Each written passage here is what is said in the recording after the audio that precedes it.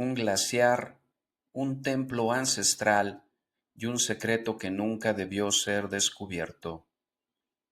Ecos de un dios dormido es un viaje al límite de la cordura. Cuento narrado por Mónica Lanzagorta. Comenzamos ahora.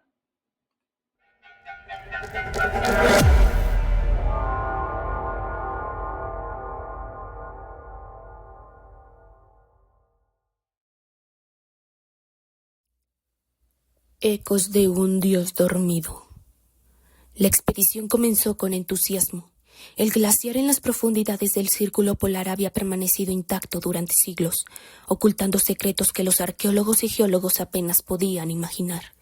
El profesor Klaus, líder del equipo, había teorizado que bajo la inmensa capa de hielo se encontraba un antiguo templo, posiblemente perteneciente a una civilización perdida que había desaparecido antes de que la historia escrita comenzara.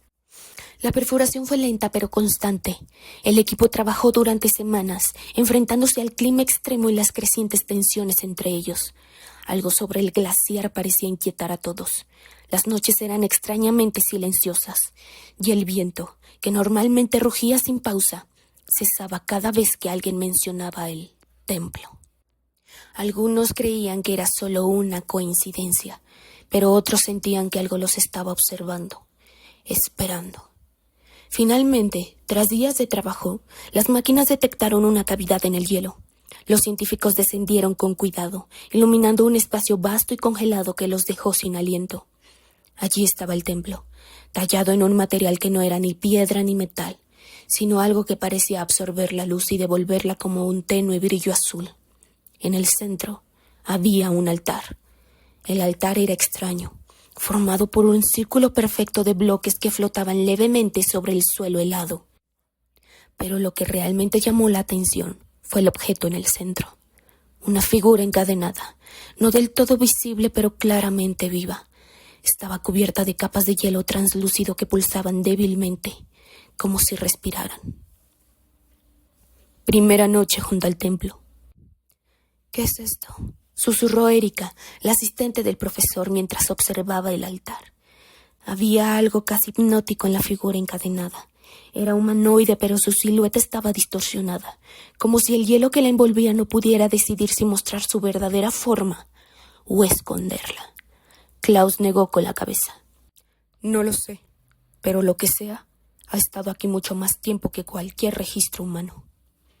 Esa noche, Erika no pudo dormir.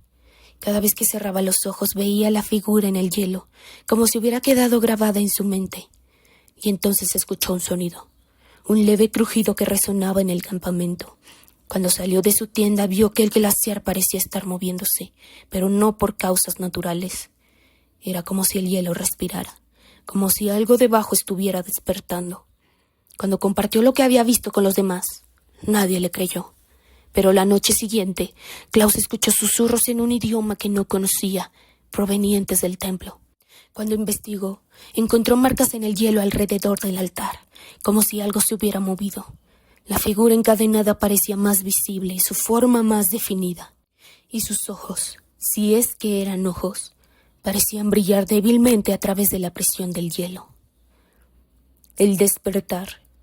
Los días siguientes el equipo comenzó a experimentar pesadillas. Todos soñaban con el mismo escenario.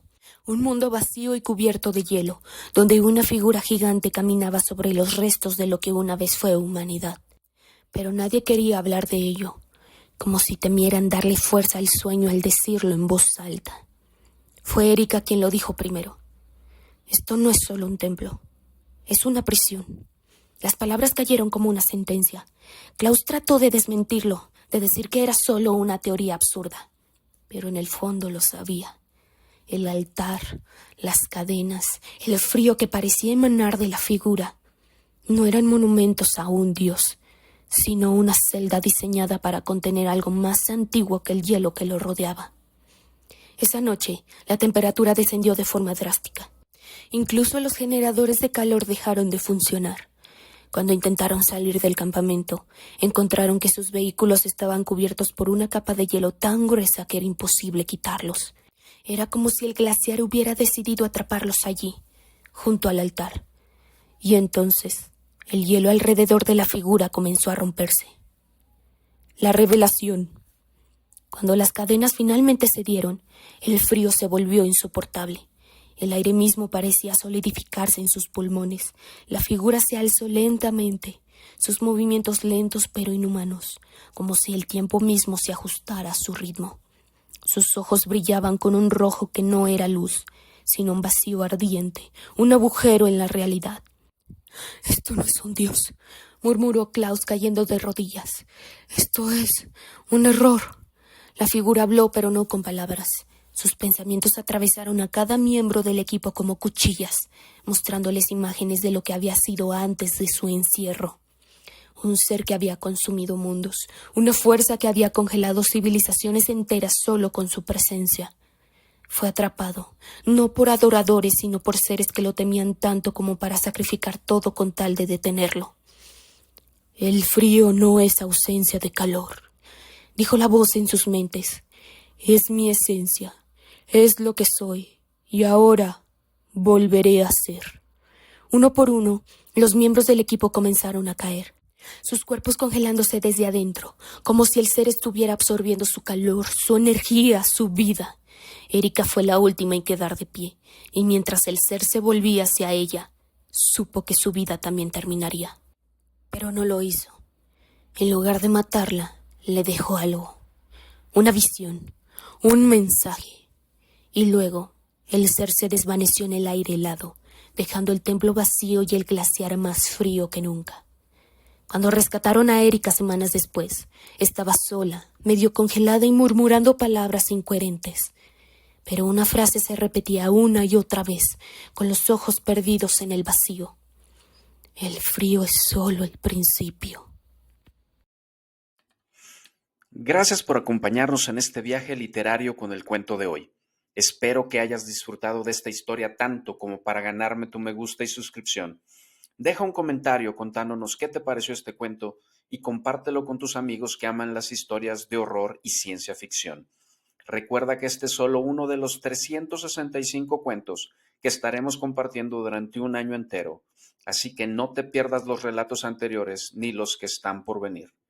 Te invito a apoyar este proyecto, ya sea uniéndote a nuestro canal como miembro o en nuestro Patreon, donde encontrarás contenido exclusivo de esta fusión de inspiración humana y ejecución de inteligencia artificial. Nos vemos en el próximo cuento. Adiós.